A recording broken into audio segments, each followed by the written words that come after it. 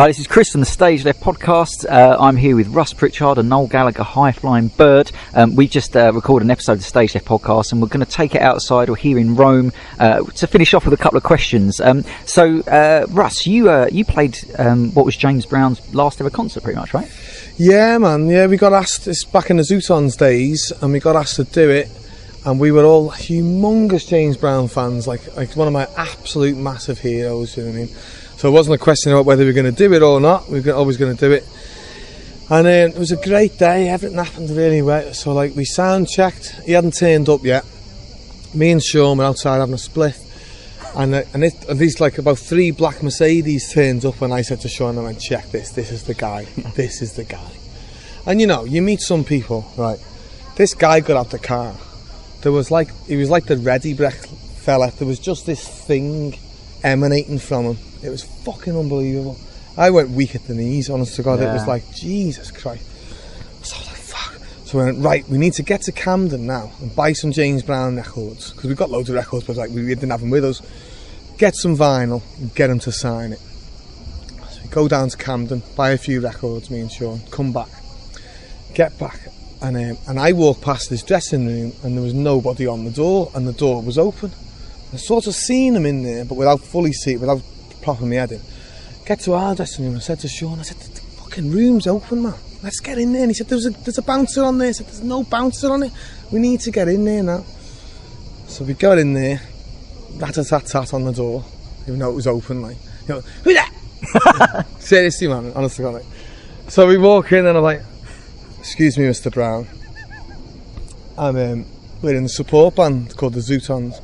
And honest to God, he's doing something, and he looks up, and he's got purple rollers in his hair. Right?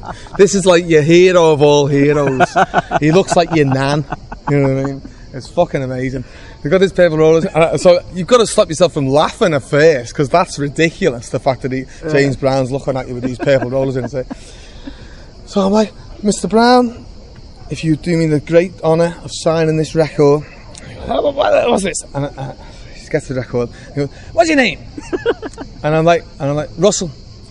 And I have a lot of people in America don't seem to understand me when I say Russell. Yeah. A lot of people think I'm saying Wilson for some reason. God knows why. So I'm saying Russell, and he goes what? And I'm like, oh shit, man. I'm like, Russell, really trying to accentuate what my name is. And he's going, what? And he's writing this thing. He's like, I feel good on this thing. And then he starts writing it. And then he scribbles it, and he goes, oh, I got you. It's Russ. I'm like, yeah, man, it's Russ. So I've been having this really awkward 5 minutes with him. And he signs the record.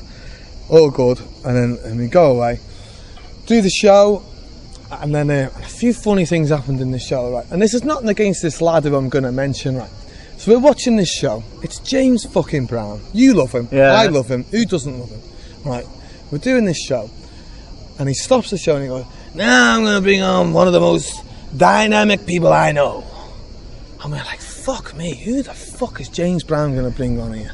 One of the most dynamic people that James Brown knows. I'd like to introduce to y'all Mr. Max Beasley. And we fucking fell about laughing. We're like, no way, Max fucking piece of bellend.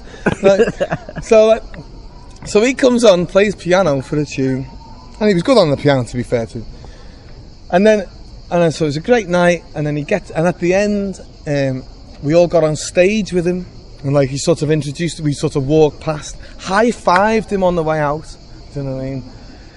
And that was it, really. Do you know what I mean? We had the greatest night, and then it turned out to be his last ever gig, especially definitely in the UK. Yeah. We're not sure if he did a gig since then in the US, but a more proud moment I haven't got, really. Do you know what I mean? Because I've listened to his music as a bass player as well.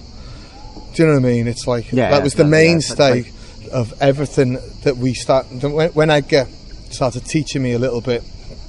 That was the genesis of everything. It was from there outwards, do you know what I mean? And so, I've met a few heroes along the way, but that was just out of this world, out of this world. Thanks, man. It's been good fun, right? Absolute pleasure. Good stuff. And check us out at the StageLeftPodcast.com for the rest of the interview.